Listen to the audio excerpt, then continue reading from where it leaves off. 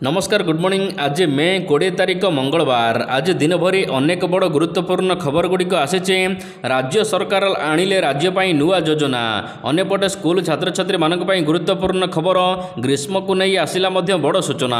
तेबे आसंतु आज सकाळ आसीथिबा 25 बड़ खबर उपरे नजर पकाइबा। नंबर 1, एणिकी मागणारे हेब पट्टा परिवर्तन। सरकार जमी जमा प्रक्रिया रे बड़ संशोधन करिसंती। एणिकी पट्टा परिवर्तन प्रक्रिया सहज हेब एवं कौन से देय देवाक पड़िबो नाही। गाँ को जाई राजस्व निरीक्षक समस्यार समाधान करिवे। एहा सहित 4 डिसमिल रु कम जमी थिले से भूमिहीन भाव में गणा हेबे। निज निज जिले में 4 डिसमिल रु कम जमी थिबा लोकन को चिन्हट करने को निर्देश दिया जाइछि। घर को घर बुली सर्वे करिवे राजस्व विभाग। घर पट्टा न थिबा लोकन को वसुंधरा योजना रे सरकार जमी पट्टा जोगाई दिया जिवो। 4 डिसमिल रु कम जमी सरकार को देले घर आखपाखरे सरकार आउ 4 डिसमिल जमी देबे। नंबर 2, 4 दिन भिजिब ओडिशा। राज्य में वर्तमान पूर्व अपेक्षा खरा कमिचे किंतु गुळुगुळी रे हंतसंत हेउचंती राज्यवासी। राजधानी रे दिन 8टा सुधा 64% पहुँची जाउचे आर्द्रता।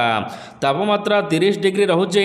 अन्यपटे 23 तारिख पर्यंत राज्यर विभिन्न जिले में घड़घड़ी सहित वर्षा हेबा नै पाणीपाग विभाग सतर्क करिछि। 4 दिन पर्यंत राज्यर अनेक जिले में वर्षा संभावना रही।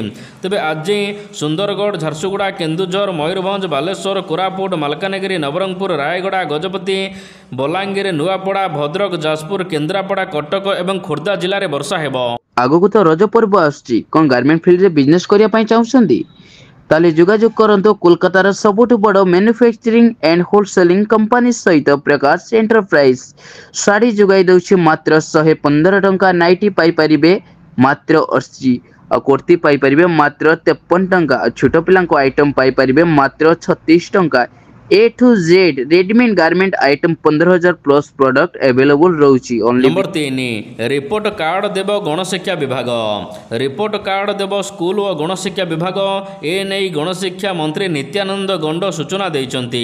सरकारंकर 1 वर्ष पूर्ति रे विभाग देव रिपोर्ट कार्ड। शिक्षार संस्कार पाई विभाग अनेक योजना आनिचे। तेबे राज्य सरकारंकर वर्ष पूर्ति रे जोग देई पारंती प्रधानमंत्री नरेंद्र मोदी। एथिरे प्रधानमंत्री सहित केंद्र गृहमंत्री अमित शाह मध्य कार्यक्रम में सामिल होई पारंती। मुख्यमंत्री पीएमओ सहित जोगाजोग रे अछंती बोली कहिसंती राजस्व मंत्री सुरेश पुजारी। नंबर 4, बाण फुटा उपरे कटकणा। पुरी रे भौरी यात्रा रे लक्षाधिक श्रद्धालुंक समागम हेबो। भौरी यात्रा को सुरक्षित एवं श्रृंखलित करबा लागि अधिक फोर्स समेत वरिष्ठ अधिकारी को नियोजित करा जायछि।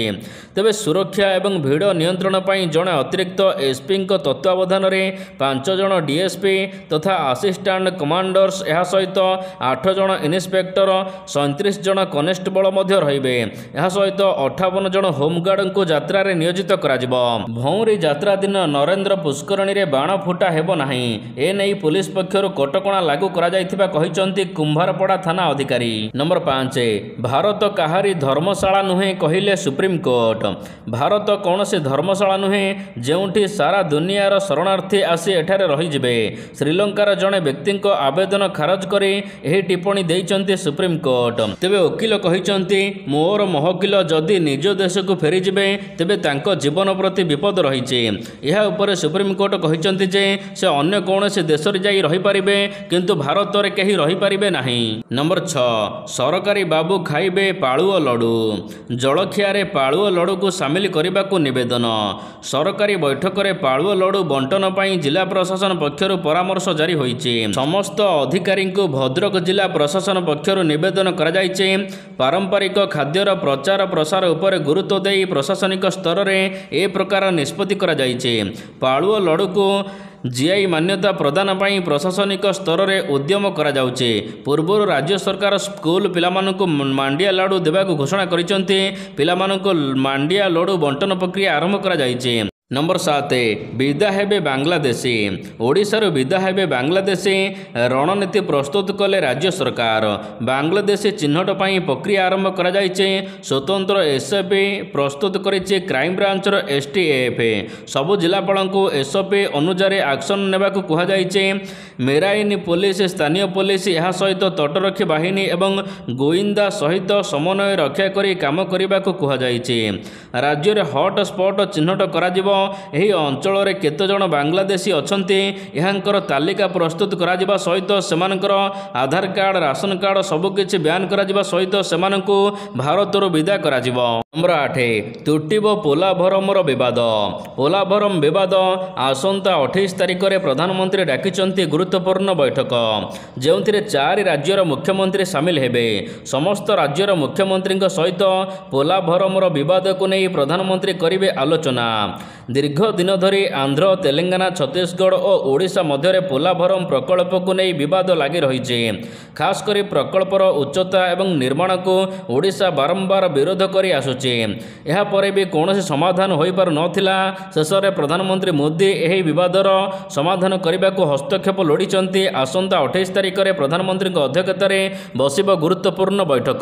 ନମ୍ବର 9 12,000 କୋଟି ଟଙ୍କା ଅତିକ୍ରମ କଲା ଭାରତରେ ଟ୍ରାଫିକ୍ ଜୋରିମାନା। କାର୍ସ 24 ଦ୍ୱାରା ପ୍ରକାଶିତ ଏକ ସମ୍ପର୍କିତ ସର୍ଭେ ରିପୋର୍ଟ ଅନୁସାରେ ଭାରତରେ ଟ୍ରାଫିକ୍ ନିୟମ ଉଲ୍ଲଂଘନ ପାଇଁ ଲାଗୁ କରାଯାଇଥିବା ଜୋରିମାନା ଅନେକ ଛୋଟ ଦେଶର ଜିଡିପିକୁ ଅତିକ୍ରମ କରିଛି। 2024ର ରିପୋର୍ଟ ଅନୁସାରେ ପ୍ରାୟ 8 କୋଟି ଟ୍ରାଫିକ୍ ଚାଲାଣ ଜାରି ହୋଇଥିବା ବେଳେ ଯାହାର ମୋଟ ଜୋରିମାନା ପ୍ରାୟ 12,000 କୋଟି ଟଙ୍କା। ନମ୍ବର 10 ଭୁବନେଶ୍ୱରରେ ଖୋଲିବ ଏନ୍ଆଇଏର ଶାଖା। ଭୁବନେଶ୍ୱରରେ ଖୋଲିବ ଏନ୍ଆଇଏର ଶାଖା। ରାଜ୍ୟ ଗୃହ ବିଭାଗ ତରଫରୁ ଜାରି ହୋଇଛି ବିଜ୍ଞପ୍ତି। ଭିଏସ୍ଏସ୍ ନଗର ତାରିଣୀ ପୀଠ ନିକଟରେ ପ୍ରାରମ୍ଭିକ ଭାବରେ ଏନ୍ଆଇଏ ଥାନା କାର୍ଯ୍ୟକାରୀ ହେବ। ଜଣେ ଏସ୍ପି ପାହ୍ୟାର ଅଧିକାରୀ ଏହାର ମୁଖ୍ୟ ରହିବେ। ଏହି ଏନ୍ଆଇଏ ଥାନାର ତଦନ୍ତ ପରିସର ସୀମା ପୁରା ଓଡ଼ିଶାରେ ରହିବ ବୋଲି ବିଜ୍ଞପ୍ତିରେ ଉଲ୍ଲେଖ କରାଯାଇଛି। ନମ୍ବର 11 ଏକ ସପ୍ତାହରେ ଯୁକ୍ତ 2 ପରୀକ୍ଷା ଫଳ ପ୍ରକାଶ ପାଇବ। ଚଳିତ ସପ୍ତାହରେ ଯୁକ୍ତ 2 ପରୀକ୍ଷା ଫଳ ପ୍ରକାଶ ପାଇବ।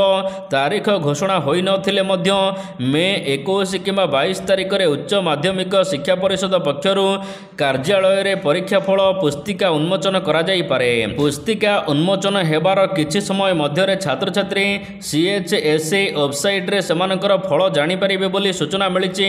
ବିଦ୍ୟାଳୟ ଓ ଗଣଶିକ୍ଷା ବିଭାଗର ଜଣେ ଅଧିକାରୀ କହିଛନ୍ତି ଛାତ୍ରଛାତ୍ରୀଙ୍କର ଶିକ୍ଷାବର୍ଷ ଯେପରି ପ୍ରଭାବିତ ନ ହୁଏ ସେ ଦିଗରେ ପଦକ୍ଷେପ ଗ୍ରହଣ କରାଯାଉଛି। ନମ୍ବର 12 ଏନ୍ଆଇଏ ଖୋଲିବ ପ୍ରିୟଙ୍କା ଜ୍ୟୋତିର ରହସ୍ୟ। ଆତଙ୍କୀ ସ୍ପାଏ ଜ୍ୟୋତି ମଲ୍ହୋତ୍ରା ଏବଂ ତାଙ୍କ ଓଡ଼ିଶା ଲିଙ୍କକୁ ନେଇ ଖୋଳତାଡ଼ ଆରମ୍ଭ କରିଦେଇଛି ଏନ୍ଆଇଏ। ତଥ୍ୟ ପ୍ରମାଣ ଏକାଠି କରିବା ପରେ ଖୁବ୍ ଶୀଘ୍ର ୟୁଟ୍ୟୁବର ପ୍ରିୟଙ୍କା ସେନାପତିଙ୍କୁ ମଧ୍ୟ ହେଫାଜତକୁ ନେଇପାରେ। ବିଶେଷ କରି ଜ୍ୟୋତି ପ୍ରିୟଙ୍କା ସମେତ ଓଡ଼ିଶା ଲିଙ୍କ ଭିତରିଆ ଘଣ୍ଟା ଚକଟା ଆରମ୍ଭ କରାଯାଇଛି। ତେବେ ଅନ୍ୟ ନିର୍ଦ୍ଦେଶକୁ ଅପେକ୍ଷା କରାଯାଇଛି। ୟୁଟ୍ୟୁବର ଜ୍ୟୋତି ମଲ୍ହୋତ୍ରା ପୁରୀରେ ପ୍ରିୟଙ୍କା ସେନାପତିଙ୍କୁ ନେଇ ଦେଶରେ ଏବେ ଉଠୁଛି ପଡ଼ୁଛି ଖବର। ପାକିସ୍ତାନର ଲିଙ୍କରେ ବନ୍ଧା ହୋଇଥିବା ଜ୍ୟୋତିଙ୍କ ବୟାନ ଆଧାରରେ ଆରମ୍ଭ କରାଯାଇଛି ଏବେ ଜେରା।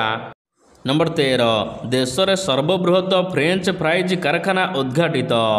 ଓଡ଼ିଶାର ଅଗ୍ରଣୀ ବ୍ୟବସାୟ ପ୍ରତିଷ୍ଠାନ ଫାଲକନ ଗ୍ରୁପ ପକ୍ଷରୁ falcon agri fridge food private limited ଜରିଆରେ ଗୁଜରାଟର ମୋହନସାନରେ ନୂଆ ଫ୍ରୋଜେନ୍ ପଟାଟୋ କାରଖାନା ସ୍ଥାପନ କରାଯାଇଛି। ଏହା ହେଉଛି ଦେଶର ସର୍ବବୃହତ ଫ୍ରେଞ୍ଚ ଫ୍ରାଇଜ୍ କାରଖାନା ଯେଉଁଥିରେ 350 ମିଟର ବୃହତ ଉତ୍ପାଦନ ଲାଇନ୍ ରହିଛି।